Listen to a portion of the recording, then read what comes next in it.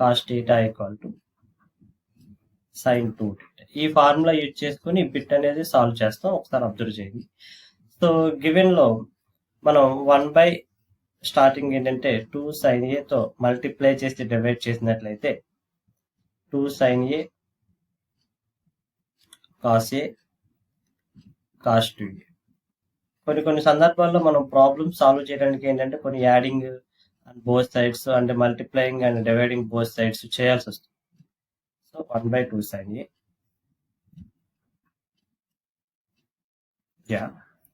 ఇక్కడ మీరు అబ్జర్వ్ చేయండి ఈ part 2 sine A cos A అంటే ఏమొస్తుంది మనకి సైన్ 2ఏ. అంటే 2 సైన్ ఏ కాస్ ఏ అంటే మనం సైన్ 2ఏ కాస్ 2ఏ. ఇప్పుడు ఏ ప్రొసీజర్ లో చేసామో చివరిదాకా ఈ బిట్ ఎండింగ్ వరకు అదే ప్రొసీజర్ కాస్ ఏ. మళ్ళీ ఇక్కడ ఏం మిగిలింది సైన్ ఏ కాస్ ఏ ఉంది. అంటే ఎంత కావాలి 2 తో మల్టిప్లై చేసి డివైడింగ్ కావాలి. ఇక్కడ 2 పెట్టుకుందాం, మల్టిప్లికేషన్ అండ్ డివైడింగ్, ఇక్కడ 2 యాడ్ చేసుకోండి. అంటే మల్టిప్లింగ్ అండ్ డివైడింగ్ అంటే ఆ ఫార్ములా ఫార్మేషన్ కోసం 2 2s ఎంత 1 బై 4 సైన్ ఏ. ఇక్కడ మళ్ళీ అబ్జర్వ్ చేయండి 2 సైన్ ఏ కాస్ ఏ అంటే 2 sine theta cos theta. 2 sine theta cos theta అంటే ఎంత సైన్ 2 టీటా. టీటా వాల్యూ ఎంత 2a కాబట్టి సైన్ 4a సైన్ 4a వస్తుంది into cos 4a cos A. ఇక్కడ మళ్ళీ అబ్జర్వ్ చేసినట్లయితే sine A cos A sine theta cos theta ఏం miss అయింది 2 లేదు. అందుకని మనం ఏం చేద్దాం 2 తో మల్టిప్లై చేసి డివైడ్ చేద్దాం. చేస్తే ఇది ఎంత వస్తుంది మనకి 2 4s 1 బై 8 సైన్ ఏ. ఇదే ఫార్ములా చూడండి 2 sine theta cos theta. 2 sine theta cos theta అంటే ఎంత sine 2 theta. Here theta value 4a అంటే సైన్ 2 ఇంటూ 4a ఎంత అవుతుంది sine 8a. Distance sine 8a cos 8. So ఇక్కడ మళ్ళీ 2 తో multiply sine A theta cos theta formation లో ఉంది. మళ్ళీ ఇక్కడ 2 తో మల్టిప్లై చేసి డివైడింగ్ చేస్తాం ఫార్ములా ఫార్మేషన్ కోసం. ఇది అబ్జర్వ్ చేస్తే ఏమైంది theta 2 sine theta cos theta. మనం ఏం రాసుకోవచ్చు 2 సైన్ టీటా కాస్ టీటా అంటే మల్టిప్లికేషన్ చేస్తే 1 by 16 sine A into sine 2a అంటే ఎంత సైన్ 2 టీటా అంటే హియర్ టీటా ఈక్వల్ 8a కాబట్టి సైన్ 16a అవుతుంది. సో ఫైనల్ గా మనం యూజ్ చేసే ఫైనల్ ఆన్సర్ ఏమొస్తుంది సైన్ 16a బై 16 సైన్ ఏ వస్తుంది. ఈ రకంగా మనం ఈ ప్రాబ్లమ్ సాల్వ్ చేయడం అనేది నేర్చుకోవచ్చు, సాల్వ్ చేయొచ్చు ఈజీగా. అయితే చాలా మంది ఏం చేస్తారంటే ఇది పెద్ద ప్రాబ్లం అనుకొని చాలా ఈజీగా చేస్తారు. యూజ్ చేసిన ఒకే ఒక్క ఫార్ములా మల్టిపుల్ యాంగిల్స్ ఫార్ములా అది కూడా sine 2 theta sine 2a 2 sine A cos A అని యూజ్ చేసుకుని ఈ ప్రాబ్లమ్ సాల్వ్ చేయొచ్చు. Next we take another question. The general solution of set of sin 2x plus sin 4x equal to 2 sin 3. So ఈ question అనేది మనకి solution అనే concept వచ్చింది కాబట్టి ట్రిగ్నోమెట్రిక్ ఈక్వేషన్ నుంచి ఇది సాల్వబుల్ చేస్తాం. కొన్ని సందర్భాల్లో ఆప్షన్స్ బేస్డ్ గా చేసుకోవచ్చు. అంటే ఆప్షన్ లో ఉన్న ప్రిన్సిపల్ వాల్యూ రెండో వైపులో సబ్స్టిట్యూషన్ చేసి చేయొచ్చు. కాకపోతే ఇది కొంచెం ఈజీగా త్వరగానే వచ్చేస్తుంది. అంటే ఇక్కడ sine C plus sine D formula use చేసినట్లయితే 2 sine C plus D by 2 that is 6x by 2 అంటే 3x plus sine C minus sine D అంటే cos C plus sine C plus sine D equal to 2 sine C plus D by 2 cos C minus D by 2. C minus D by 2 is 4x minus 2x or 2x minus 4x minus x by 2 అంటే minus 2x by 2 అంటే x వస్తుంది. ఇది side కనుక తీసుకొచ్చినట్లయితే minus 2 sine 3x equal to 0 అవుతుంది. So 2 sine 3x అనేది common తీస్తే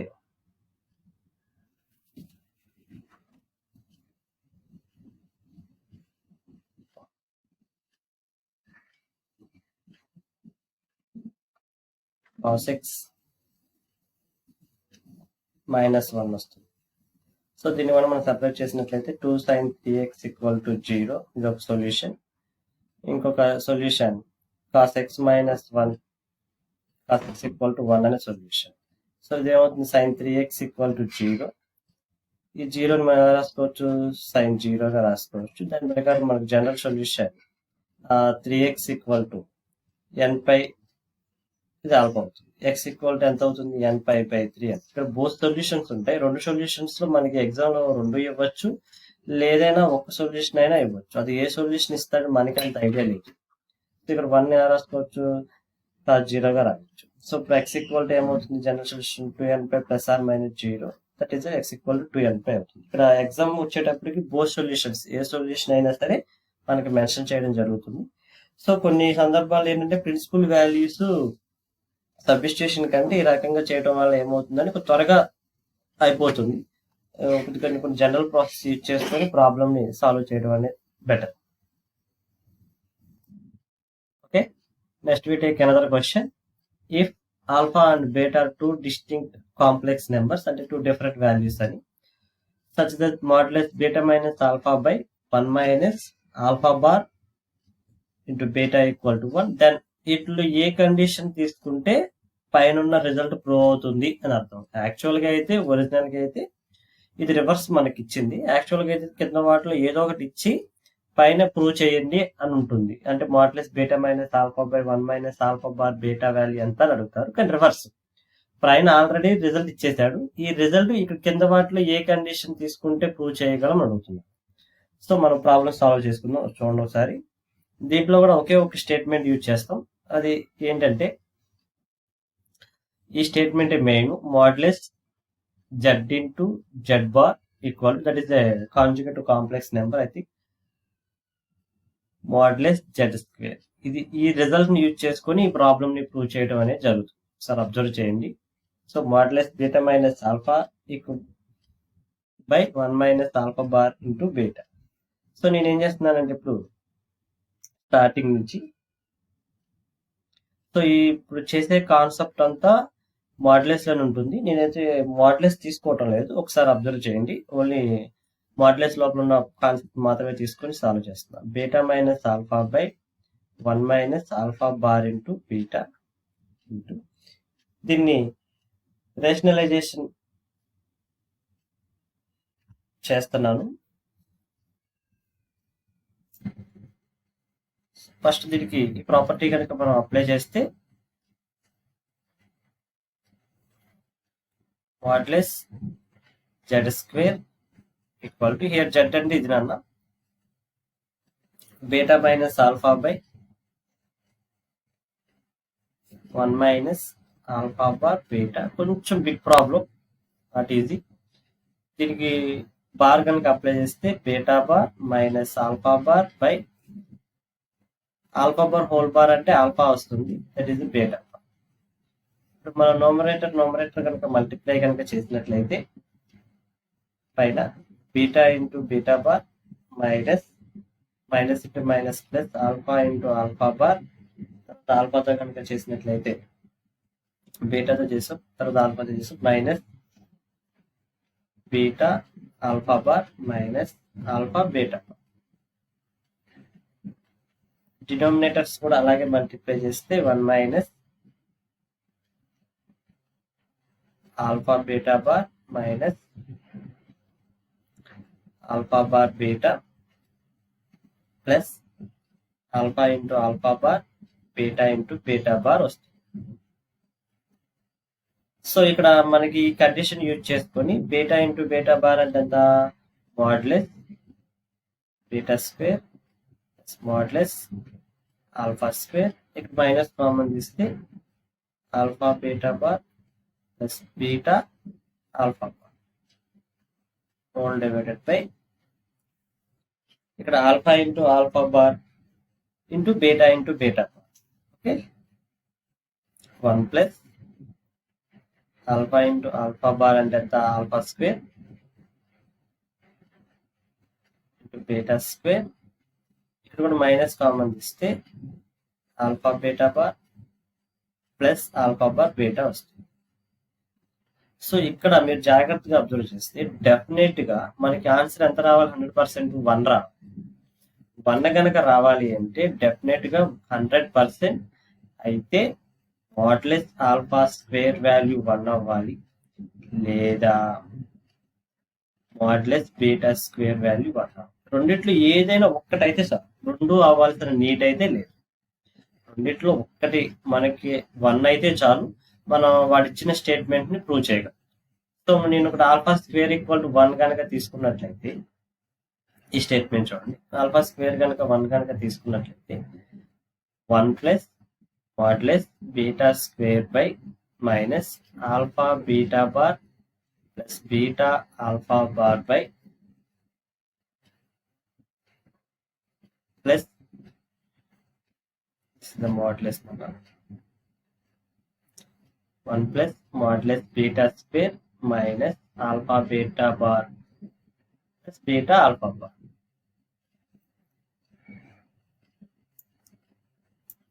so దీని ప్రకారం దీని వాల్యూ ఎంత అవుతుంది? న్యూమరేటర్ డినామినేటర్ ఈక్వల్ గా ఉండి క్యాన్సిల్ అయిపోయి ఎంత వస్తుంది? 1. సో ఇక్కడ modulus beta minus alpha by 1 minus alpha bar beta whole square value 1 కనుక అయినట్లయితే beta minus alpha by 1 minus alpha bar beta equal to 1. అంటే రెండిట్లో ఏదైనా ఒకటి 1 అయితే చాలు, రెండు అవ్వాల్సిన నీడ్ లేదు. అందుకే fourth option is correct option కాదు. అలాగే ఇక్కడ third option is correct answer. Fourth option రెండు 1 అవ్వాల్సిన నీడ్ లేదు కాబట్టి fourth is the wrong option. అలాగే ఫస్ట్ ఆప్షన్ కరెక్ట్ కాదు, ఎందుకంటే ఆల్ఫా బార్ వాల్యూ 1 మాత్రమే కాదు, బీటా బార్ కూడా 1 అవ్వచ్చు. అందుకని third option is a correct option. So next we take another question. కొంచెం ఎక్కువ టైం పట్టే బిట్స్ ఇవన్నీ అంత ఈజీగా త్వరగా వచ్చేది కాదు. ఇది రిపీటెడ్ బిట్, ఇంతకుముందు ప్రీవియస్ పేపర్స్ లో కూడా ఉంది. ఇక్కడ కొసికెన్, ఇది cosecant 20 degrees minus secant 20 degrees. ఈ బిట్ వచ్చేది compound angle and multiple angles ఫార్ములాలు యూజ్ చేసుకొని సింప్లిఫై చేస్తారు. దీని సైన్ కాస్ట్లో కనుక మార్చుకున్నట్లయితే √3 by sin 20 minus 1 by cos 20. దీనికి మనం ఎల్సిఎం కనుక చేసినట్లయితే √3 cos 20 minus sin 20 by sin 20 cos 20 వస్తుంది. మనం న్యూమరేటర్ ఒక ఫార్ములా క్రియేట్ చేయొచ్చు. ఏంటంటే దానికోసం మనం మొత్తాన్ని 2తో మల్టిప్లై చేసి డివైడ్ కనుక చేసినట్లయితే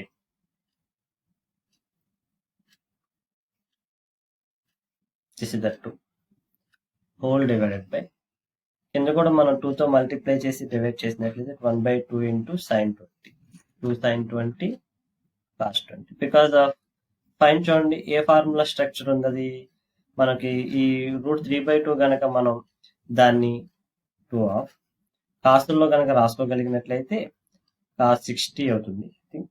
cos 60 √3/2 sorry cos 30 cos 20 minus sin 30 sin 20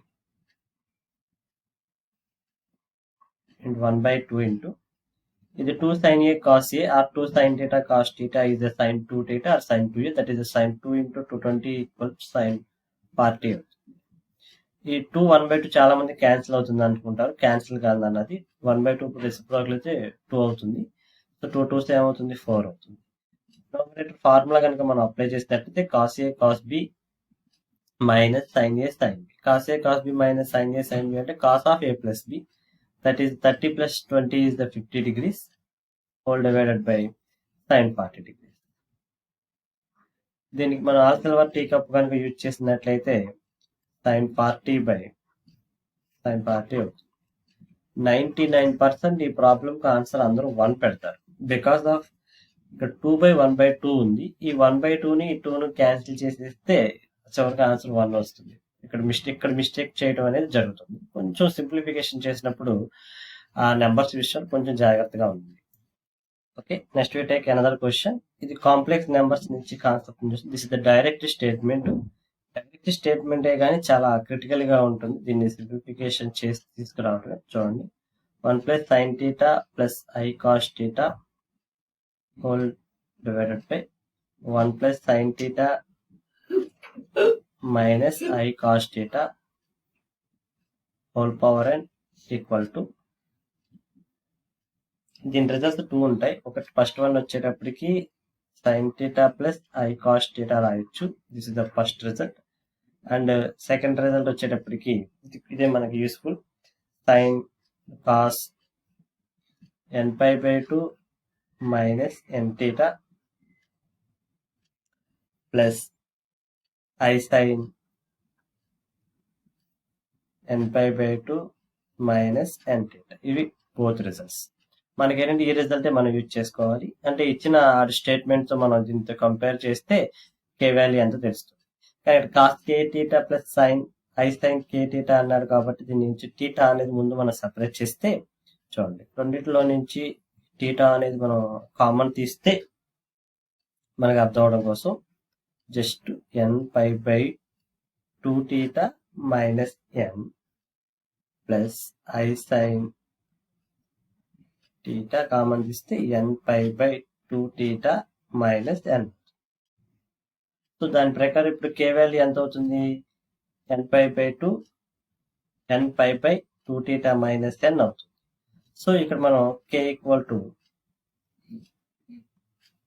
N pi by 2 theta minus N. కానీ ఆప్షన్లో ఇది ఉండదు, మనకు సింప్లిఫికేషన్ చేసి ఉంది. ఒకసారి చూడండి, ఆప్షన్లో ఏంటంటే దీని ముందు ఎల్సిఎం చేయండి. ఎల్సిఎం చేస్తే N pi minus 2 N theta by 2 theta. So దీన్ని ఇలా రాసుకుంటాం, 1 by 2 theta into N pi minus 2 N theta. ఆప్షన్లో ఉన్న ఆన్సర్ అయితే ఇది. డైరెక్ట్గా అయితే ఏముండదు, మనకి యాక్చువల్గా అయితే ఇక్కడతో అయిపోయింది problem. K equal to N pi by 2 theta minus ఎన్తో అయిపోయింది. కానీ దీన్ని సింప్లిఫై చేసి బయట రాయటం అనేది ఇలా కూడా మనం సాల్వ్ చేసుకోవచ్చు ఈ problem. Next we take another question. This is the properties of triangle నుంచి వచ్చిందన్న. ఇది కొంచెం టిపికల్ గా అనిపిస్తుంది, కొంచెం లాంగ్ కూడా చేయాల్సి వస్తుంది, కొంచెం అబ్జర్వ్ చేయండి ఇది. సో కాట్ ఏ బై 2 అంటే cot A by 2, cot B by 2, cot C by 2కి మనం properties of triangle half angles formula కనుక యూజ్ చేసినట్లయితే S into S minus A by delta ratio and S into S minus B by delta ratio S into S minus C by delta equal to 3:5:7. So both లోని S by delta అనేది cancel చేస్తే S minus A S minus B S minus C equal to 3:5:7. ఇది ratio process కాబట్టి మనకు తెలిసి 2s equal to A plus B plus C formula కనుక ఇక్కడ use చేసినట్లయితే ఎస్ మైనస్ ఏ అంటే ఇక్కడ ఏమొస్తుందంటే B plus C minus A by 2 B, ఇక్కడ ఏ నెగిటివ్ గా ఉంది కాబట్టి బి నెగిటివ్ గా ఉంది కాబట్టి C plus A minus B by 2 A plus B minus C by 2 equal to 3:5:7. ఇక్కడ 3 రేషియోస్ లో 2 ఈక్వల్ గా క్యాన్సిల్ చేసి దీన్ని మనం రేషియో ప్రాసెస్ లో కనుక రాసినట్లయితే మూడిట్లోనూ 2 క్యాన్సిల్ అవుతుంది. అప్పుడు ఈక్వల్ టు 3:5:7 అవుతుంది. దాన్ని మనం ఈక్వల్ టు కే కనుక తీసుకున్నట్లయితే B plus C minus A by 3 equal to C plus A minus B by 5 equal to A plus B minus C by 7 equal to K అవుతుంది. దీని నుంచి B plus C minus A equal to 3k, C plus A minus B equal to 5k, A plus B minus C equal to 7k అవుతుంది. ఈ 3 equations కనుక add చేసినట్లయితే A plus B plus C equal to 15k వస్తుంది. ఇదేంటంటే ఈ result ని మనం use చేసుకుంటాం. ఈ రిజల్ట్ ని యూజ్ చేసుకొని మనం A value, B value, C value find out చేస్తాం. అది ఎలా ఫైండ్ అవుట్ చేస్తామంటే ఏ వాల్యూని ఈ రిజల్ట్ లో ఈ బి ప్లస్ సి ఈ రిజల్ట్ తీసుకెళ్లి దీంట్లో కనుక సబ్స్టిట్యూషన్ చేస్తే ఇప్పుడు ఏ వాల్యూ 6k వస్తుంది. తర్వాత ఈ రిజల్ట్ తీసుకెళ్లి దీంట్లో కనుక సబ్స్టిట్యూషన్ కనుక చేస్తే బి వాల్యూ 5k వస్తుంది. ఈ రిజల్ట్ తీసుకెళ్లి దీంట్లో కనుక సబ్స్టిట్యూషన్ చేస్తే సి వాల్యూ 4k వస్తుంది. దీన్ని రేషియో ప్రాసెస్ లో కనుక రాసుకున్నట్లయితే a:b:c equal to 6k 5k 4k. దాని ఫైనల్ ఆన్సర్ 6:5:4. కొంచెం ప్రాపర్టీస్ ఆఫ్ ట్రయాంగిల్స్ బిట్స్ కూడా కొంచెం ఎక్కువ లెంతీ ఉంటుంది, మనం అంత ఈజీగా షార్ట్ కట్స్ లో చేయలేం.